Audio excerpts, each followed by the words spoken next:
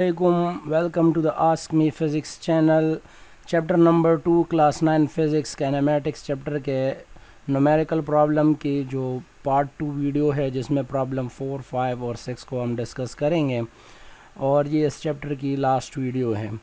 अभी जो problem number 4 में हमें दिया गया है कि एक ड्राइवर है जो हाथून चला रही है गाड़ी को, कि उसकी जो स्पीड है वो 18 मीटर पर सेकंड है। अगर हम इसकी स्पीड को इनिशियली कंसिडर करें कि ये 18 मीटर पर सेकंड पर है, और जब ये फिर जब वो डिसेलरेट करती है अपने गाड़ी को, यानी एक्सेलरेशन जो इस गाड़ी की डिसेलरेशन यानी इसके जो ब्रेक्स है वो गाड़ी को 3.65 मीटर पर सेकंड स्क्वायर के साथ डिसेलरेट कर सकती है मैक्सिममली। नेगेटिव साइन यहाँ पर जो होगा वो डिसेलरेशन के लिए यूज़ हो रहा है। अब जब ये ब्रेक लगाती है तो कह रहे हैं कि इस हाथून की जो डिस्टेंस है रेड लाइट से, इन्होंने रेड लाइट देखा, ठीक है, ये रेड लाइट इन्होंने देखा, तो ये अब ब्रेक लगाएगी, डिसेलरेट करेगी गाड़ी को, 18 मीटर पर सेकंड पर जा रही है। इसने इस गाड़ी को रोकनी है, यानी इसकी वीएफ को ज़ीरो के बराबर लाना है। ये इसकी जो टारगेट है, क्योंकि क्रॉस सेक्शन से ये नहीं जा सकती आगे, जो है वो एक्सीडेंट का खतरा है। तो अब यहाँ से गाड़ी से और जो रेड लाइट की जो पोल है उसकी जो मिनिमम डिस्टेंस है वो 20 मीटर है। ये 20 मीटर हमारा न्यूमेरिकल में कोई काम नहीं आएगा, ये अलबत्ता हमें एक मिनिमम रिक्वायरमेंट या एक रेस्ट्रिक्शन दी गई है, ये मिनिमम डिस्टेंस है। तो ये इस न्यूमेरिकल में ये पूछा जा रहा है कि क्या वो रेड लाइट यानी पोल को क्रॉस करने से पहले पहले ये गाड़ी को रोक पाएगी या नहीं। अब अगर हम गिवन डेटा लेते हैं, इस न्यूमेरिकल को दोबारा समझेंगे। अभी एक सिचुएशन है जिसमें एक खातून गाड़ी चला रही है जो 18 मीटर पर सेकंड के हिसाब से रवाना है। अब इस खातून ने ब्रेक अप्लाई किया तो इसकी जो डिसेलरेशन की वैल्यू है मैक्सिमम वो है 3.65 मीटर पर सेकंड स्क्वायर। अब अगर ये खातून जो है इसने गाड़ी को रोकनी है, ठीक है, तो इस गाड़ी को रोकने के लिए इसकी फाइनल वेलोसिटी का ज़ीरो होना चाहिए। तो ये हमसे मांग रहे हैं कि आप जो बताएं कि ये जो खातून है क्या ये इस 20 मीटर के अंदर रुक पाएगा, गाड़ी को रुकवा सकेगी या नहीं। तो हम डिस्टेंस को फाइंड करेंगे और जो वैल्यू हमारे पास आएगी वो इस मिनिमम डिस्टेंस के साथ कंपेयर करेंगे और फिर देखेंगे कि ये गाड़ी रुक सकती है या नहीं। तो सॉल्यूशन में जाते हैं। तो डिस्टेंस को फाइंड करने के लिए third equation of motion suitable है, क्योंकि सेकंड इक्वेशन में टाइम इन्वॉल्व है, तो डिस्टेंस उससे फाइंड करना मुश्किल हो जाएगा। Bye third equation of motion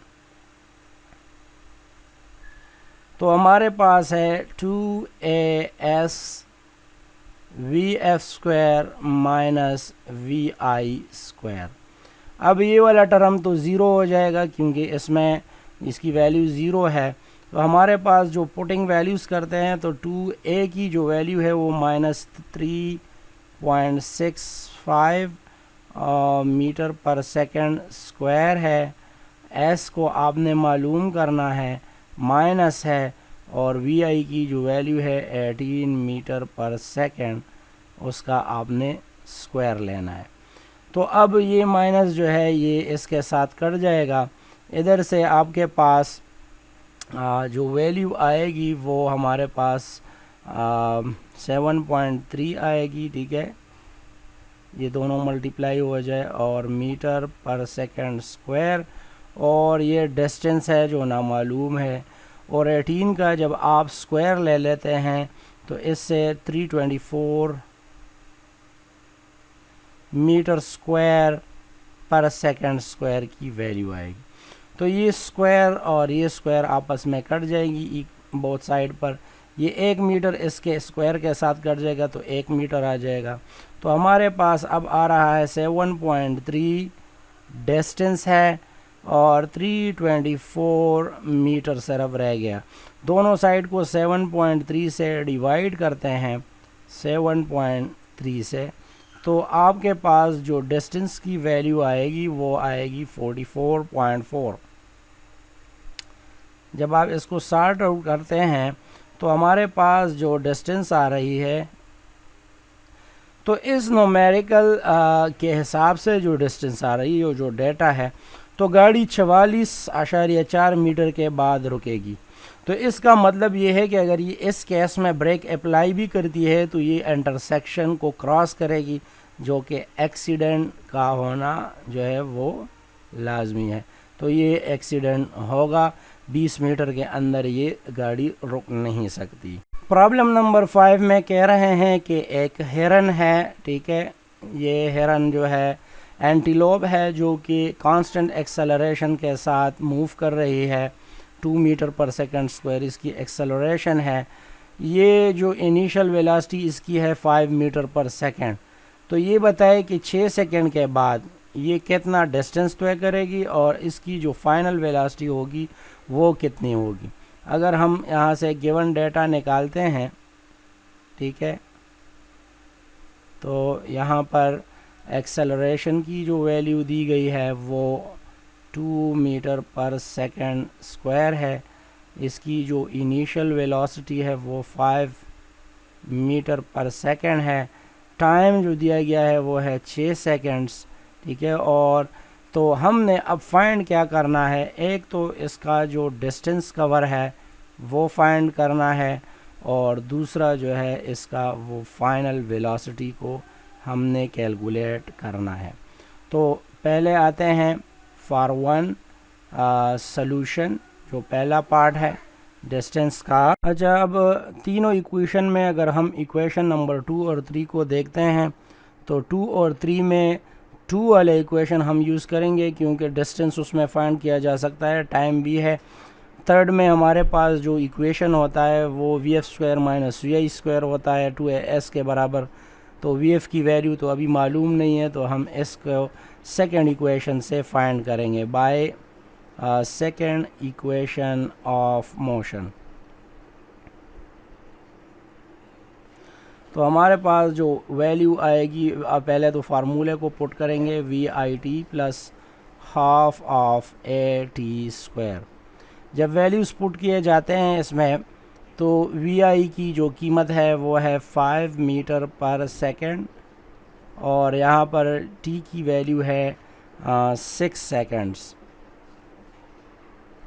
plus 1/2 A की जो वैल्यू है वो है 2 मीटर पर सेकंड स्क्वायर, और यहाँ पर T की जो वैल्यू है वो है 6 सेकंड का square.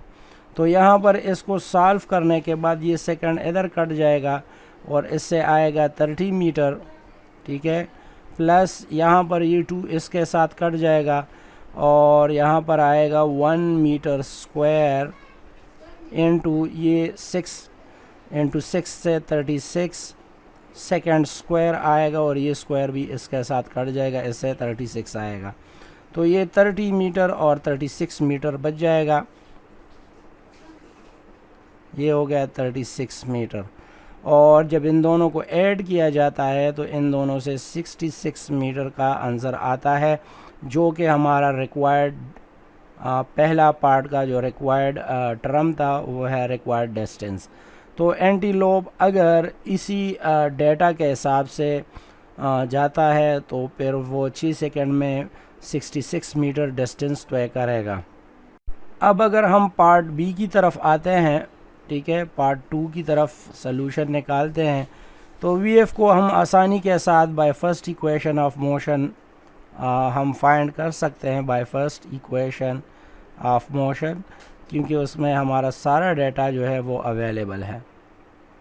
Bye first equation of motion VF equal to VI plus AT, ठीक है। यहाँ पर आप इक्वेशंस आपने सामने लिख सकते हैं जिससे आपको पता चलेगा। तो VF की वैल्यू के लिए हम पुटिंग करते हैं, तो VI की जो वैल्यू है वो है 5 मीटर पर सेकंड और plus 2 metre per second square इसकी एक्सेलरेशन है, टाइम 6 सेकंड इसकी मल्टीप्लिकेशन है। V F 5 metre per second पहले ऐसे ही हम लाएंगे और फिर प्लस 2 इंटू 6 से 12 आएगा। ये पर सेकंड पावर -2 है और ये +1 है, तो ये जब कट जाता है तो यहाँ पर आपके पास जो है मीटर पर सेकंड बच जाएगा। V F equal to 17 metre per second. तो ये हमारा जो सेकंड रिक्वायर्ड वेलोसिटी थी इस न्यूमेरिकल की, कि अगर ये जो एंटीलोप है, ये हेरन जो है, अगर ये 5 metre per second initial speed के साथ जा रही और एक्सेलरेशन की रेट भी दी गई है, तो 6 सेकंड के बाद इसकी जो फाइनल वेलोसिटी होगी 17 मीटर पर सेकंड होगी। प्रॉब्लम नंबर 6 में कह रहे हैं कि कितने स्पीड के साथ एक बॉल को ऊपर फेंका जाए ज़मीन से कि वो 50 मीटर हाइट गेन कर सके। तो अब हम यहाँ पर कुछ डेटा कलेक्ट करेंगे, ठीक है, कि कितना स्पीड होना चाहिए। अगर आप किसी बॉल को ऊपर की तरफ फेंकते हैं तो उसके लिए आपको इनिशियल वेलोसिटी की ज़रूरत होती है जो कि नामालूम है। मैक्सिमम हाइट अगर हम लेते हैं, मैक्सिमम हाइट तो वो 50 मीटर है, ठीक है। यहाँ तक पहुँचाना है इसको, और याद रखिए जब बॉल मैक्सिमम हाइट पर पहुँचती है तो ये पता होना चाहिए हमें कि मैक्सिमम हाइट पर जो फाइनल वेलोसिटी होती है वो 0 मीटर पर सेकंड के बराबर होती है। और बॉल चूँकि ऊपर जा रही है तो इसकी वेलोसिटी ऊपर की तरफ है, लेकिन याद रख के ग्रेविटी की जो वैल्यू होती है वो हमेशा डाउनवर्ड होती है, 9.8 मीटर पर सेकंड स्क्वायर। अब अगर आप देखते हैं तो स्पीड, वेलोसिटी और ग्रेविटेशनल एक्सेलरेशन की डायरेक्शन अलग है, तो यहाँ पर जी की वैल्यू हम नेगेटिव कंसिडर करेंगे। अब यहाँ से हम अपना डेटा निकालते हैं और इस प्रॉब्लम को सॉल्व करते हैं।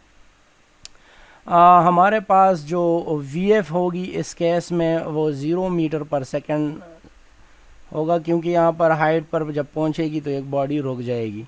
हाइट को आप 50 मीटर कंसिडर करें और जी की वैल्यू हम -9.8 मीटर पर सेकंड स्क्वायर लेंगे, क्योंकि ये अगेंस्ट द ग्रेविटी है। और इनिशियल वेलोसिटी क्या है ये हमने फाइंड आउट करना है।